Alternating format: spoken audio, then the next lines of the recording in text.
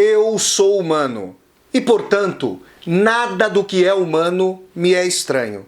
Assim falava o poeta e dramaturgo romano Terêncio, e assim falo eu, Flávio Ricardo Vassoler, escritor, professor e youtuber. E hoje, em mais uma resenha de filme aqui do meu canal do YouTube, Flávio Ricardo Vassoler, eu trago para vocês uma discussão sobre um dos grandes clássicos do cinema, o filme O Grande Ditador, obra-prima do cineasta inglês Charlie Chaplin, que foi lançada em 1940, no bojo mesmo da Segunda Guerra Mundial, esse conflito encarniçado que ceifou milhões e milhões de vidas humanas. Nós já vamos começar a falar sobre o Grande Ditador, sabendo, cônscios e cônscias, de que o autoritarismo, o fascismo retornam na contemporaneidade com força rediviva. E é importante que nós ouçamos a lição da história sempre, que entendamos as contradições. Já que as estamos repetindo, é importante que nós pensemos sobre os caminhos e descaminhos que ainda temos a percorrer. E Chaplin, esse mestre do cinema, nos ajudará com o Grande Ditador nesse sentido. Mas antes de eu começar a resenha propriamente dita, eu quero conversar com você que está assistindo a esse filme. Se você, ao fim dessa resenha, gostar aqui do conteúdo da discussão, eu peço que você dê um like no vídeo, curta o vídeo, dissemine esse vídeo pelas redes sociais, para que nós possamos chegar a cada vez mais e mais pessoas.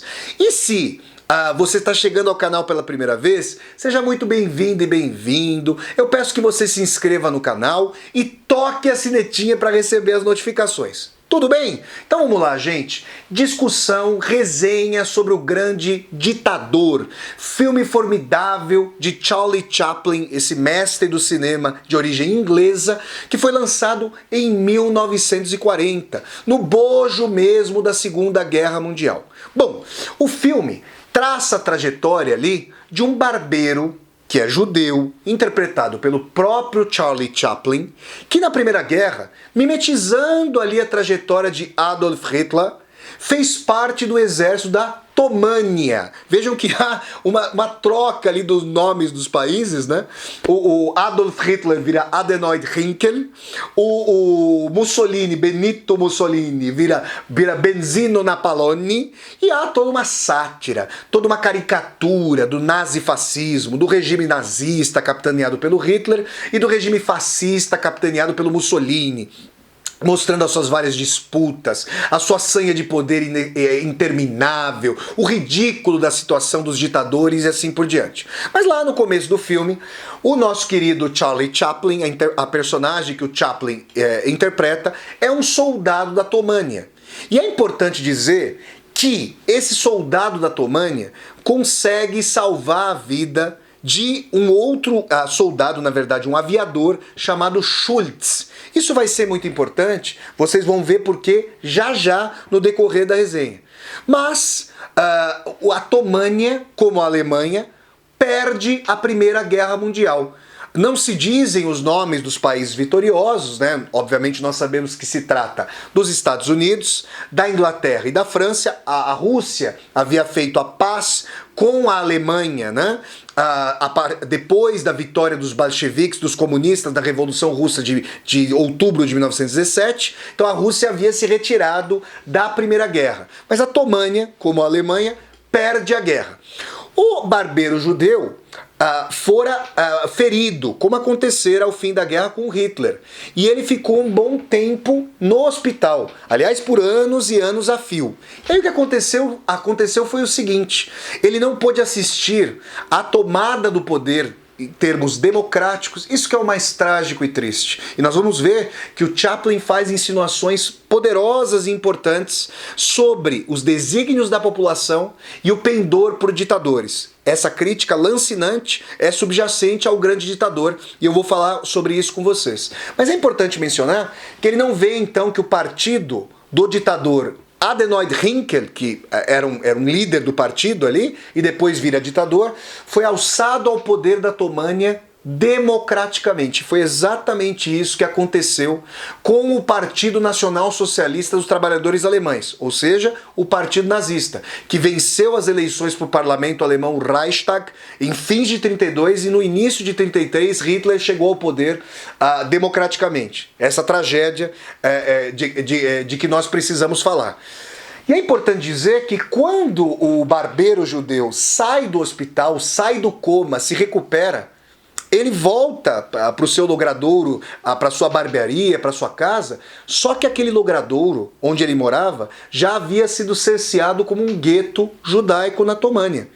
Como vocês sabem, o primeiro processo, assim que os nazistas chegam ao poder, quando eles começam ali a enfrentar ou covardemente aqueles que haviam sido eleitos como seus inimigos número um, inimigos do Estado número um, ou seja, os judeus, o primeiro passo é a guetização, é a catalogação, para que todos os judeus fossem identificados e posteriormente foram expulsos para regiões do leste europeu. Essas regiões depois dominadas do leste europeu seriam fomentariam a formação de guetos e depois os campos de concentração. E é importante dizer então que quando o Chaplin, a sua personagem, volta para sua barbearia, a sua barbearia já estava ali pichada com os caracteres Jude, no caso do inglês, Jew. Esse é um termo, existem dois termos na língua inglesa para se referir aos judeus, o Jewish people, Jewish person, que é muito mais respeitoso, e o termo mais pejorativo, Jew, J-E-W.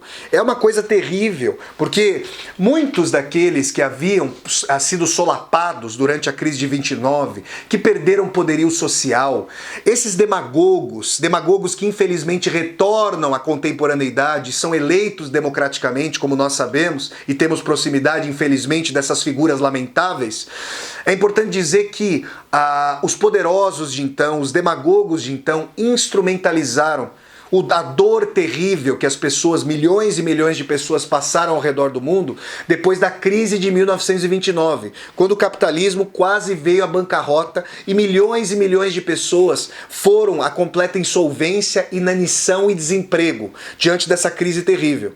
E aí é importante dizer que a formação dos grupos paramilitares, como por exemplo a SS nazista, essa formação lhes dando uniformes, lhes dando um código de honra interno e a possibilidade de ejaculação, vejam o substantivo que eu estou utilizando, de ejaculação do ódio contra os inimigos eleitos, contra as pessoas que deveriam sofrer tanto quanto eles haviam sofrido, numa lógica de um evangelho segundo o talhão, de um olho por olho, dente por dente, de uma ruptura, de um esgarçamento completo dos parâmetros de civilização, todo esse ódio chegava aos judeus com o máximo de força. Esses judeus, historicamente, são vítimas, foram pessoas que foram, ao longo de toda a Idade Média, taxados de assassinos de Cristo, quando na verdade nós sabemos que a prática da crucificação é uma prática romana e que na verdade um número específico de indivíduos dentro da facção dos fariseus teve correlação com o assassinato de Jesus Cristo e de nenhuma maneira os judeus como um todo. Isso é antissemitismo. Em essência. E aí, historicamente, os judeus foram guetizados. Não foram os nazistas que inventaram a cruz, a estrela amarela para ser colocada na roupa, para que eles fossem identificados. Quando eu fui a Veneza, eu visitei a cidade de Veneza, essa belíssima, histórica cidade ao norte da Itália. Eu visitei o gueto judaico. E os judeus tinham que se identificar com aquela estrela amarela, porque ali a cristandade não os admitia em seu seio. Vejam, o oposto mesmo da cristandade, o oposto mesmo do amor nesse seio. E os judeus, passada determinada hora, precisavam voltar para o gueto. Então percebam que isso remonta, que isso tem raias antiquíssimas e medievais no ódio antissemita do Ocidente. E aí é importante dizer que a postura do Chaplin é altiva, é combatível, é de combate, é aguerrida. E ele tem ali, ele ganha a guarida da sua vizinha, a Hannah, que também é judia e que trabalha ali como empregada doméstica na casa de um senhor que é muito benevolente, que havia visto que a Hannah ficara órfã e quis abrigá-la. Bom, toda essa história do gueto traz uma série de considerações para nós. Por quê? Porque, gente, não é fácil ter que abandonar a própria casa, a própria vizinhança, o próprio país, se apartar das memórias, passar por uma fratura. Quando hoje, com a possibilidade de ver a história em retrospectiva, nós nos perguntamos por que essas pessoas não abandonaram a Alemanha, não saíram do leste europeu, é muito fácil, distanciadamente, fazer essas perguntas e não perceber como era duro abandonar uma casa, abandonar um negócio, abandonar a possibilidade de ter vinculação com a sua pátria, com a sua língua e ir para um lugar novo e inóspito, um lugar ali em que as coisas deveriam começar do zero. Eu tenho amigos e amigas que têm procedência judaica, cujas famílias ou saíram ou morreram. Eu tenho inclusive uma querida amiga minha que é judia de origem polonesa e que teve uma família que escapou do Hitler por pouco e veio aqui para o Brasil. Só para vocês terem uma ideia, 50% dos judeus e judias mortos no Holocausto vieram da Polônia. Dos 6 milhões ali, 3 milhões tiveram procedência polonesa. E o Chaplin, no Grande Ditador, faz uma série de insinuações mostrando que as pessoas não só se apegavam ao auto-engano, queriam se auto-enganar, mas que é uma coisa própria da nossa natureza. Tamanha é a nossa vontade de escapar ao sofrimento e à dor, de tentar ter uma vinculação mais telúrica, efetiva e pacífica com a vida, de tentar evitar os dissabores.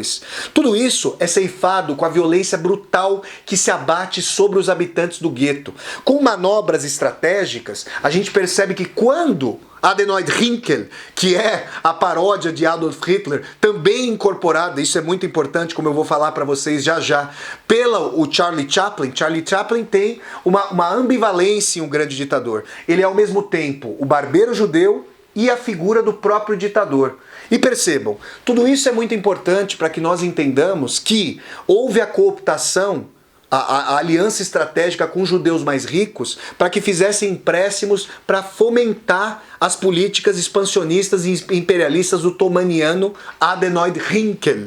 E a sua voz, são imortais as cenas do Chaplin ironizando os discursos, os latidos lamentáveis do Adenoid Hynkel, vulgo Adolf Hitler. E é importante dizer que existe aí uma contiguidade que não deve ser esquecida entre o mais popular, o mais comezinho, o mais cotidiano e a vontade de poder que recai sobre a figura do ditador. A humanidade tem muito pouco tempo e experiência de democracia, de experiência de autonomia, de independência. E a lógica do patriarcado, a lógica autoritária do paternalismo, a lógica de que é mais fácil resolver as coisas com hierarquia e com silenciamento, elas configuram como que a segunda natureza de pessoas acostumadas a alienar a própria liberdade em função de líderes que tomam a responsabilidade de maneira paternalista para eles e infantilizadora para todos e todas nós, na medida em que nós perdemos a possibilidade das autodecisões, das decisões coletivas, que obviamente são muito mais complexas, ricas e polissêmicas e plurais do que as decisões monocráticas, autocráticas, unilaterais de uma ditadura. E aí é importante dizer que não é à toa que o barbeiro judeu se parece com o ditador.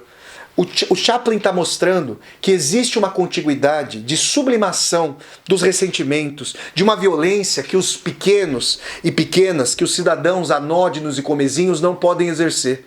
Mas quando essa violência é enfeixada por um líder, por um ditador, por um demagogo, que é como que a resultante vetorial das nossas aspirações, muitos e muitas de nós aceitamos alienar a nossa própria liberdade em função desse pai maior. Percebam a ligação entre a estrutura autoritária da família, com pater familias calando tradicionalmente a esposa e os filhos, com a estrutura da escola, em que diretores e professoras muitas vezes passam por cima de alunos e alunas, a estrutura do trabalho hierárquica, a exploração do trabalho e chegando ao âmbito do Estado.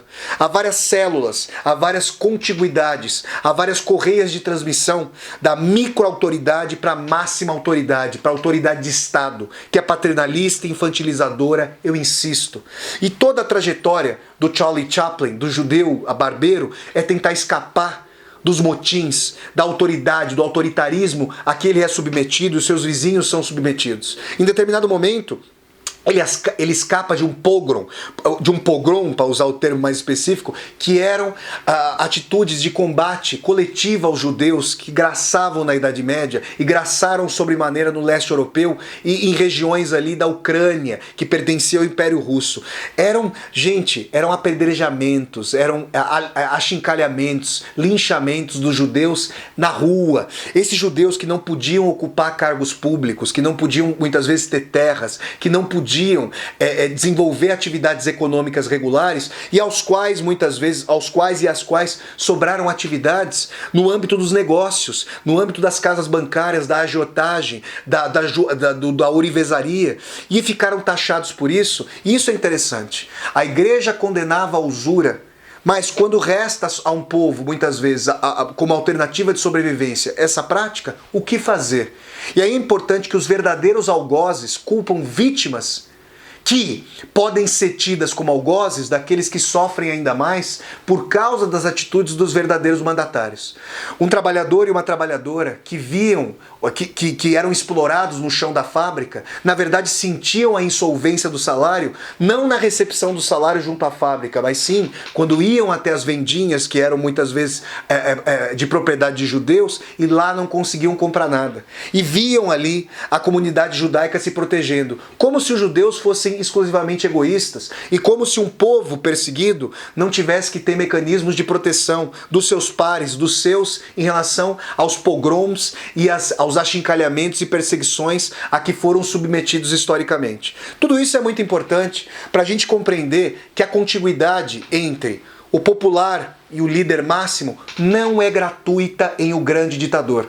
O grande ditador existe porque existe uma sanha nos pequenos ditadores, nos ressentimentos, nas práticas cotidianas e comezinhas que não nos parecem tão autoritárias quanto as arbitrariedades de uma ditadura, porque muitas vezes nós já internalizamos essa violência como sendo própria das balizas da realidade. Então, gente, eu quero dizer a vocês que uma coisa que me emocionou ao rever O Grande Ditador de Charlie Chaplin foi o discurso final, porque acontece todo um imbróglio, e eu quero ressaltar que o Chaplin é um dos maiores comediantes e humoristas do cinema com os quais eu já tive contato. Uma coisa formidável. Você ri, até num sentido de um riso protetivo, de um riso tentando alijar a dor e a violência para ter algum enraizamento na vida. O Chaplin está em situações hilárias no meio da opressão, e ele, ao fim e ao cabo, o seu papel, a sua similaridade fenotípica, a sua aparência muito próxima do adenoide Hynkel, faz com que no imbróglio chapliniano delicioso ele seja trocado. Ele que era prisioneiro, ele que estava num campo de concentração e consegue fugir, passa pelo adenoide Hynkel, que havia sido preso, porque justamente havia sido tomado como um fugitivo que havia se disfarçado.